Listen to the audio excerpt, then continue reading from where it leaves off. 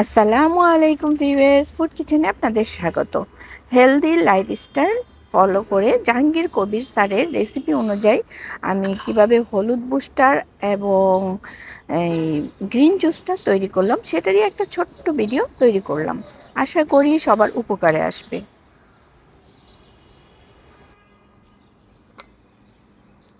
আমি প্রথমে 3টা কাপ নিয়ে নিব। এটা হলো গ্রিন জুসটা। গ্রিন জুসটা খাওয়ার আগে ভালো করে আবার একটু নেড়ে মিশিয়ে নিতে হবে। আমি প্রথমে 3টা কাপ নিয়ে নিলাম, আর 3টা কাপে এখানে হালকা কুসুম গরম পানি নিয়েছি। এখন এই কুসুম গরম পানির মধ্যে দিয়ে দিচ্ছি 2 টেবিল চামচ পরিমাণে লেবুর রস। আপনারা লেবুর রসের পরিবর্তে অ্যাপেল সিড ভিনিগার বা কোকোনাট ভিনিগার যেটা পাওয়া যায় সেটাও ব্যবহার করতে পারেন। ভিনিগারটা কেন জানি আমার ভালো লাগে না, ব্যক্তিগত আমার ভালো লাগে না, বিদায় আমি লেবুর রসটা দিয়ে থাকি। এখন দিয়ে দিব পিঙ্ক সল্ট বা সল্ট।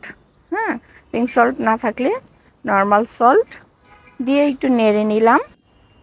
এখন এখানে আরেকটা জিনিস ব্যবহার করতে হবে, সেটা হলো বেকিং সোডা। আর দেখেন কি পরিমাণে আমি বেকিং সোডাটা নিয়েছি, এই পরিমাণে দিতে হবে। আমি এটা দিলাম না কারণ বেকিং সোডাটা দিলে আমার কেমন বমি বমি লাগে, সকালবেলা খেতে ভালো লাগে না, তাই আমি এটা দিলাম না। আর পরবর্তী যেই 2টা কাপ আছে সেটার মধ্যে আমি ফুটন্ত গরম পানি দিয়ে নিলাম। এখন তৈরি করব হলুদ বুস্টার। হলুদ বুস্টার তৈরি করার জন্য আমি অর্গানিক হলুদটা নিয়েছি, আর এখান থেকে দিয়ে দিচ্ছি 1 টেবিল চামচ পরিমাণে হলুদ।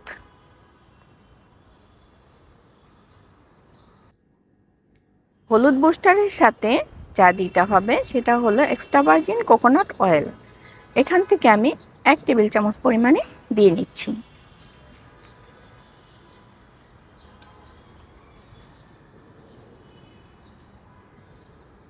এখন ভালো করে নেড়ে মিশিয়ে নিতে হবে।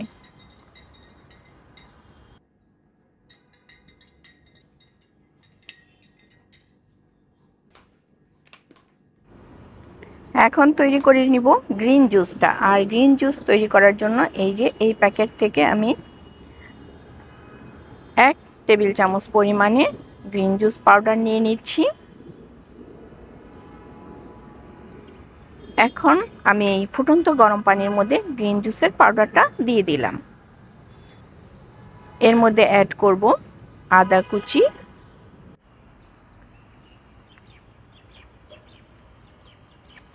সামান্য পরিমাণে স্বাদ অনুযায়ী লবণ,